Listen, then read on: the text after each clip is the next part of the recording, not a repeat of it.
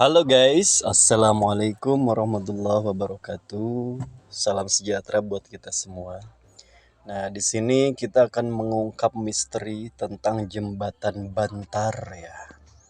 Nah, jembatan ini diresmikan sebagai monumen perjuangan oleh Susilo Sudarman, yaitu Jenderal TNI Yogyakarta pada 1 Maret 1995. Oke, Jembatan Bantar melintasi Kali Progo menghubungkan wilayah Kulon Progo dengan wilayah Bantul dan Wates. Pembangunan dibangun tahun 1917 dan selesai pada tahun 1929. Pembangunan ini memakai biaya 4.455.055 gulden dibagi oleh pemerintah kolonial Belanda ya dengan Kesultanan Ngayogyakarta di Ningrat. Jembatan Bantar saat Perang Kemerdekaan di tahun 1948 sampai 1949. Di dalam monumen ini dijelaskan ya teman-teman bahwa 19 Desember 1948 Belanda menyerbu dan menyerang Yogyakarta serta menguasai Yogyakarta. Nah, pasukan TNI keluar dari Yogyakarta dan memulai perang gerilya dipimpin oleh Letkol Soeharto. Wilayah Kulon Progo khususnya dipimpin oleh Letkol Sudarto dengan kekuatan tentara pelajar dan satuan Hizbullah. Pasukan Belanda dipusatkan di jembatan Bantar ini, teman-teman, yaitu ada satu kompi dari Batalion 5-15E Regimen Infanteri 1515 RI. Nah, Oke, di sini selayang pandang ya teman-teman. Ini arah dari timur dari kota Yogyakarta, yang mana ini jembatan bagian timur mengarah ke arah selatan ya, berdampingan. Di sebelah kanan ini adalah jembatan tua yang dibangun Belanda. Nah, sebelah kiri ada dua jalur juga. Ini adalah jalur jembatan baru yang sudah dibangun oleh kepemerintahan. Jadi ada dua jembatan lama dengan jembatan baru. Nah, oke, baik teman-teman, ini dari arah Jogja ya. Dari arah Jogja ini hati-hati karena kita akan melewati atau melintasi jembatan dengan dua rute, yaitu rute muatan dan rute kosongan atau jalur timur dan jalur selatan. Di sini agak riskan, jadi teman-teman hati-hati pada saat melintas ke daerah sini. Oke, sebelah kanan juga ini ada tempat pepes mantul, teman-teman. Jadi kalau mau makan, mau ngopi, bisa beli di sini. Oke, sekarang kita akan lanjut berjalan sedikit ke arah selatan. Oke, ini untuk tempat kopi ya, teman-teman. Nah, di sini namanya Pepes Nila Mantul. Oke, nah ibunya sudah buatkan kita kopi yang sangat nikmat. Oke teman-teman, ini kita ambil dulu kopinya sambil kita nanti lanjutkan ceritanya. Oke? Yes, oke. Kopi hitam, kopi dukun. Apa itu dukun? Duduk tekun, eling karo pangeran. Oke. Oke, kita akan berjalan bersama Mas Jito dari Kulon Progo, sesepuh ya. Ini beliau nih. Ya, beliau kita mengitari untuk jembatan lama dulu ya, teman-teman. Oke, jembatan lama ini kita menyambung kepada cerita. Nah, jadi sebelum kita bercerita ini ya selayang pandang ya. Jadi lokasinya menurun, hati-hati di sini, banyak sekali telah terjadi hal-hal yang tidak diinginkan mungkin di masa lalu ya. Oke, kita akan berjalan memasuki jembatan lama yang sudah didirikan oleh kaum penjajah yang sudah diusir oleh Tentara Republik Indonesia. Oke, yes. Oke, kita lanjut selayang pandangnya teman-teman. Jadi tanggal 23 sampai 24 Februari 1949 ini Letkol Soeharto kembali memimpin penyerangan jembatan Bantar bersama dengan Kompi Darsono. Ya, Batalion 151, pasukan SWK 106, dan pasukan SWK 103 yang membuat penjajah terkepung. Nah, lokasinya basisnya penjajah Belanda di sini ya, di Jembatan Bantar ini. Oke. Kemudian dilanjutkan lagi pada serangan umum 1 Maret 1949, Satuan SWK 106 garing WK3 menyerang pasukan penjajah di Jembatan Bantar. Kemudian kembali lagi penyerbuan di tanggal 8 Maret 1948. Letkol Soeharto memimpin 2 kompi TNI menyerang kembali Jembatan Bantar. Oke. Pertempuran berlangsung 5 hari ya teman-teman di sini. 4 prajurit TNI gugur, kemudian 23 prajurit luka-luka. Pasukan Belanda 10 orang tewas dan 2 truk hancur serta banyak sekali senjata yang dirampas. Oke, bagi teman-teman yang ingin berwisata ke Sungai Bantar ini atau Jembatan Bantar ya. Jadi di bawah ini ada jembatan yang sangat luas banget teman-teman. Nah, teman-teman bisa menikmati di sini view sunset. Ini sudah mulai nampak sunsetnya ya. Jadi untuk ngopi bareng, curhat bareng, healing di sini enak sambil ngopi, ngerokok, ketawa-ketawa. Ini salah satu ikon untuk wisata ya, wisata sunset yang ada di Yogyakarta. Oke. Nah, ini juga bisa jadi untuk rute untuk sepeda ya. Bagi teman-teman yang suka sepedaan, ke sini bisa jadi satu tempat ikon yang nikmat sekali. Oke, saya di sebelah kanan ini ada untuk spam regional Kartamantul ya, atau ini seperti PDAM atau PAM penyedotan air ya, untuk disuplai ke daerah-daerah Yogyakarta. Ini perbatasannya untuk area sini, oke, ada gapuranya ya. Oke, sekarang kita teman-teman kita akan mengupas sedikit tentang larangan-larangan di sini ya. Jadi larangan di sini itu kita tidak diperbolehkan untuk apa? Membuang sampah, kemudian membuat kegaduhan, mesum dan lain-lain tidak boleh karena di sini sakral ya, teman-teman. Ini jembatan ini menjadi monumen perjuangan dulu di zaman penjajah, tentunya akan berurusan dengan bab goib atau makhluk-makhluk sakral yang nanti akan sedikit kita kupas di belakang ya. Seperti apa sih ini fenomena yang terjadi? Ya, di sini Mas Jito kembali menjelaskan ya teman-teman. Jadi hati-hati dari rute sini. Ya, pada saat jalur muatan dan jalur kosongan ataupun jalur arus timur dan arus selatan ini berhadapan, pastikan kita selalu safe driving atau aman ataupun selamat dalam berkendara, karena kita akan melewati satu jembatan yang bersejarah yang tentunya terdapat satu energi di bawahnya yang bisa jadi ketika kita lupa, kita lemah, itu akan melemahkan energi kita sehingga terjadilah hal-hal yang tidak diinginkan. Oke teman-teman, jadi dari sini kita akan mencoba menelusurin jembatan ini ya, dari timur ke barat, dari arah Jogja menuju ke arah Wates ya, arah Wates atau Kulon Progo. Kita akan coba telusurin seperti apa sih perjalanannya. Ini memiliki elevasi dan grade yang berbeda ketinggian, jadi hati-hati teman-teman dalam melintasi lokasi tersebut. Oke. Ya, sebelah kiri adalah jembatan barunya yang digunakan saat ini. Jembatan kanan ini adalah jembatan yang dibangun oleh zaman penjajahan dulu, yaitu zaman Belanda. Oke, ini ada suhunya, sepunya Mas Jito Jayadiningrat sebagai penduduk lokal sini. Beliau yang memahami terkait dengan sejarah dan kondisi yang ada di sini. Dalam artian tempat ini aman untuk berwisata teman-teman, untuk menikmati sunset ya. Sunset, kemudian ngopi-ngopi di jembatan lama sambil kita mentadaburi nikmat Tuhan.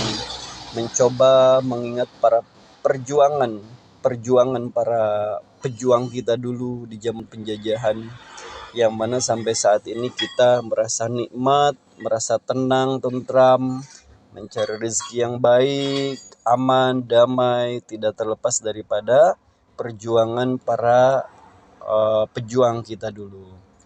Yes, oke, kita lanjut ya. Pada saat berjalan ke sini, teman-teman harus pastikan ya kiri dan kanan aman. Setelah itu baru kita melintas. Jangan sampai kita melintas pada posisi yang rawan kecelakaan, dalam artian banyak kendaraan yang melintas. Oke teman-teman, pencipta wisata Jogja dan pencinta sakral ya, antara dua dimensi alam, kita sekarang akan melakukan penelusuran dengan melewati jembatan ini. Seperti apa ini kondisinya? Yes, oke, kita menyusuri jalan. Yes, di depan kita akan mencoba masuk kepada bahu jalan agar kita tetap safe, ya, tetap aman. Yes, oke. Hawa auranya sudah mulai terasa ya teman-teman. Jadi masuk ke sini kita seperti masuk ke dalam dua dimensi yang berbeda. Auranya semakin mistis dan mencekam. Ya. Oke, ini ada patung ya, patung gajah teman-teman. Gajah atau patung orang. Ya, kita sendiri tidak mengerti apa ini tujuannya patung ini. Yang jelas ini sebagai ornamen penambah item ya. Oke, di sini ini dari jalur selatan ya teman-teman. Kemudian yang di jalur sebelah kirinya itu terdapat rangka besi dan baja yang di atas jembatan. Oke, kita lanjutkan perjalanan. Oke, di sini sudah mulai terasa ya teman-teman. Menurut mitos di sini dari cerita rakyat ya teman-teman, di sini sering terjadi penampakan makhluk-makhluk halus, makhluk astral, dan bahkan beberapa kali ada kejadian kecelakaan bagi pengendara yang melewati area sini. Oke, ini area bawahnya ya teman-teman, ini kolongnya ya. Kemudian ini perbedaannya nampak ya, ini baja lama, ini baja baru ya. Ini rangka jembatannya, jembatan yang dibangun Belanda dan jembatan baru ini proyek baru ya. Oke, ini sama panjangnya kurang lebih ya teman-teman antara jembatan baru dengan jembatan lama.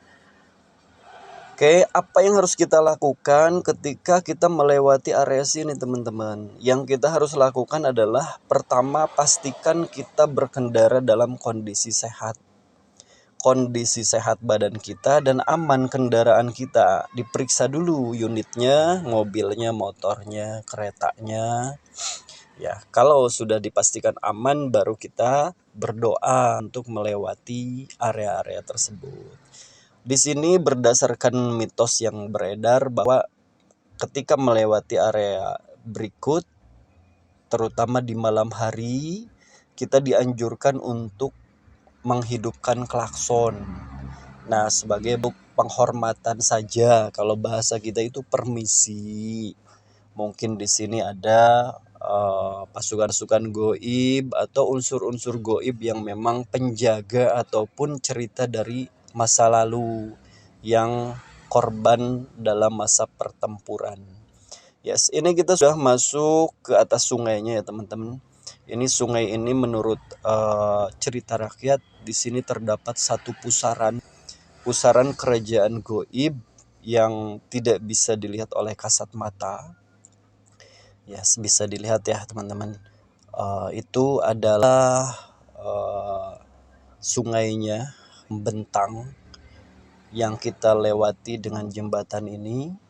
Nah, di sini ketika teman-teman merasakan auranya, ini sudah sangat mencekam, sudah aura mistisnya terasa ya teman-teman.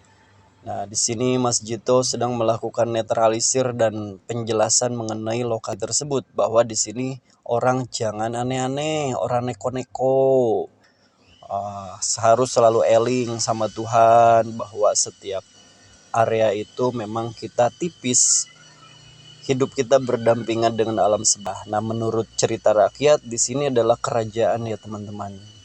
Kerajaan yang berada di sungai tersebut. Ya, begitu ya.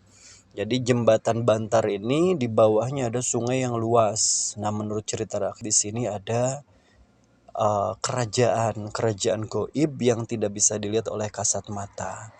Bahkan dari beberapa yang menceritakan bahwa di sini sering ada penampakan sosok perempuan berbaju putih berjalan di atas jembatan. Kemudian ada juga yang bercerita bahwa di sini ada sosok para pejuang kita dan juga sosok koloni Belanda yang mungkin gugur di masa peperangan zaman dulu. Yes.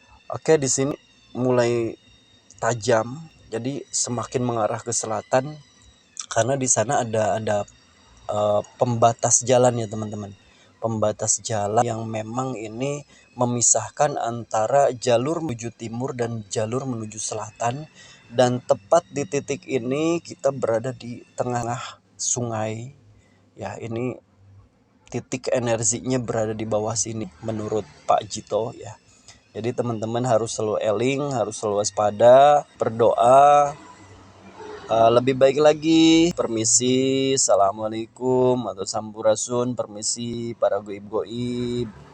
Terima kasih perjuangannya selama ini. Dari dulu kita sudah dibikin nyaman, aman, tentram, tenang, ya tidak lepas daripada perjuangan sampean. Kirimin doa-doa yang baik-baik, Al-Fatihah buat yang goib-goib, khususnya buat para pejuang ya.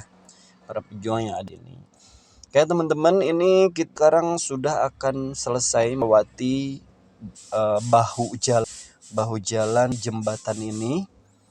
Yes, oke, sebentar lagi kita akan sampai dan akan coba nanti masuk dimensi.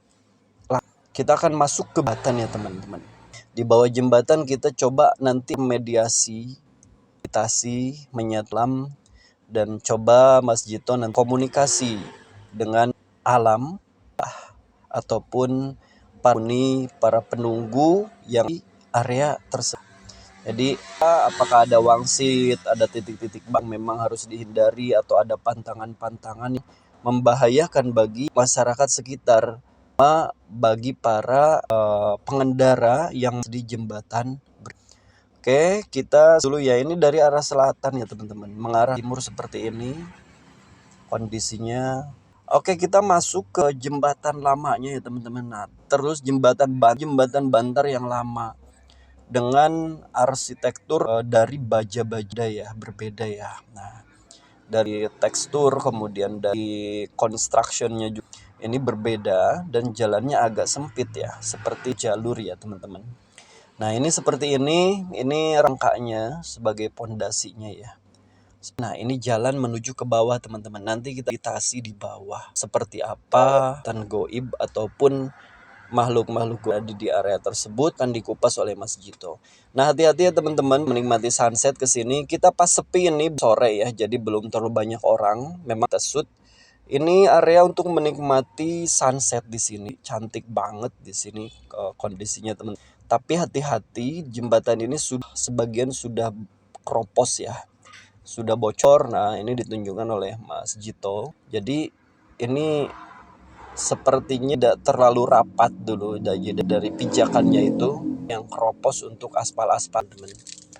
Oke, kita lanjutkan kembali ya. Oke, ini juga kita 2 titik. Hati-hati ya teman-teman, terus kalau sampai kemalaman di sini ya, kaki terperosok ya. Ini bahaya kaki masuk. Kaki kita bisa luka. Lagi dicek sama masjid, ternyata betul sebagian pos ya. Oke, kita akan lagi ya. Seperti inilah teman-temannya untuk jembatan tua. Terasa mistisnya, mungkin yang indigo atau yang wal bisa memahami ini kondisi seperti apa, bekas pertempuran ini seperti apa, ya seperti apa para pejuang berjuang di sini di antara untuk kekuatan ya, untuk memperkemerdekaan kita. Oke, seperti ini ya jadi pondasinya. Ditemukan lagi masih ada yang teman-teman, hati-hati sampai jalur tengah ya. Tengah masih ada. Oke, masuk ke atas sungainya. Sungainya seperti ini teman. Jadi aura mistisnya terasa. Ke next time Mbak komunikasi ini untuk leluhur-leluhur di sini kita tawasulan, kita kirim baik-baik di sini. Bisa dilihat teman-teman ya, ini sebenarnya tidak terlalu panjang, tidak terlalu luas, masuk kategorinya cukup luas ya, cukup panjang. Yes. Oke, ini sudah bisa dilihat ya, jadi tetap hati-hati teman-teman. ini harus safe, selalu waspada. Kita menikmati panorama, mentadabur nikmat Tuhannya sunset ya di sini. Teman-teman bawa kursi ke sini, kursi gunung sambil nikmati panorama di sini ya. Yes, oke. Bagi para pancing, mancing bawa ini. Ini haduh sekali buat mancing ya. Oke, view-nya seperti ini teman-teman. Sungai di situ ada penyair ya. Kalau tidak salah itu tanah air. Nah, bangunan kita shoot di awal. Ini Mas Jito coba kasih dengan baja-baja. Berkomunikasi dengan baja, atau beliau melihat sesuatu bekas goresan ataupun bekas apa di bu, kita juga kurang memahaminya. Oke.